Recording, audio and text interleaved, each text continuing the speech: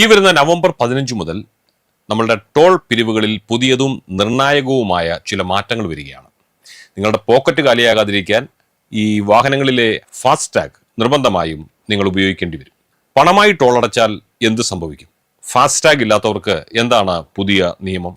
എല്ലാം ഈ വീഡിയോയിൽ നമുക്ക് വിശദമായി ഒന്ന് പരിശോധിക്കാം. ദേശീയ പാതകളിലെ യാത്രകൾ കൂടുതൽ സുഗമവും ഡിജിറ്റലും ആക്കുക എന്ന ലക്ഷ്യത്തോടെയാണ് കേന്ദ്ര ഉപരിതല ഗതാഗത ഹൈവേ മന്ത്രാലയം പുതിയ ചില മാറ്റങ്ങൾ കൊണ്ടുവന്നിരിക്കുന്നത്.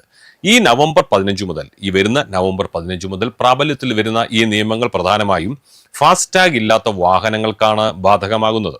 നിലവിലെ രീതിയിൽ ഫാസ്ടാഗ് ഇല്ലാത്തവർ പണം അവിടെ കൗണ്ടറിൽ നൽകുകയാണെങ്കിൽ സാധാരണ ടോൾ നിരക്കിന്റെ ഇരട്ടി തുക ഇനി മുതൽ അടയ്ക്കേണ്ടി വരും. ഡിജിറ്റൽ പേയ്മെന്റുകൾ പ്രോത്സാഹിപ്പിക്കുക, ടോൾ ബൂത്തുകളിലെ കാത്തിരിപ്പ് സമയം കുറയ്ക്കുക, യാത്ര കൂടുതൽ സുതാര്യവും സുഗമവുമാക്കുക എന്നിവയാണ് ഈ ഭേദഗതിയുടെ പ്രധാനമായ ലക്ഷ്യങ്ങൾ. ഇനി ഫാസ്ടാഗ് ഇല്ലാത്തവർ എന്തു ചെയ്യും എന്ന ചോദ്യമാണ് ഉയർന്നു വരുന്നത്. ഇതൊരു പ്രധാനപ്പെട്ട ചോദ്യമാണ്.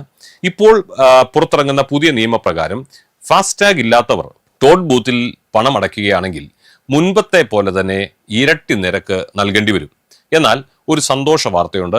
UPI പോലുള്ള അംഗീകൃത ഡിജിറ്റൽ പേയ്മെന്റുകൾ വഴി ഉപയോഗിക്കുകയാണെങ്കിൽ സാധാരണ ടോൾ നിരക്കിന്റെ 1.25 ഇരട്ടി തുക മാത്രം നിങ്ങൾ അടച്ചാൽ മതി. അതിന് ഒരു ഉദാഹരണം പറയാം. ഒരു വാഹനത്തിന് ഫാസ്ടാഗ് വഴി 100 രൂപയാണ് ടോൾ ഫീ എങ്കിൽ ഡിജിറ്റൽ പേയ്മെന്റ് UPI വഴി നിങ്ങൾ ഒരു 125 രൂപ മാത്രം അടച്ചാൽ മതി. അതല്ല, നിങ്ങൾ നിങ്ങളുടെ പേഴ്സിൽ നിന്നും പണമെടുത്ത് അപ്പോൾ ലൈവായി തന്നെ നൽകുകയാണെങ്കിൽ ഇതിന് പകരമായി 200 രൂപ തികച്ചും അടയ്ക്കേണ്ടി വരും. ഈ പുതിയ സംവിധാനത്തിലൂടെ ഹൈവേ യാത്രകളിലെ തടസ്സങ്ങൾ കുറച്ച് മെച്ചപ്പെട്ട അനുഭവം നൽകാനാണ് മന്ത്രാലയം ശ്രമിക്കുന്നത്.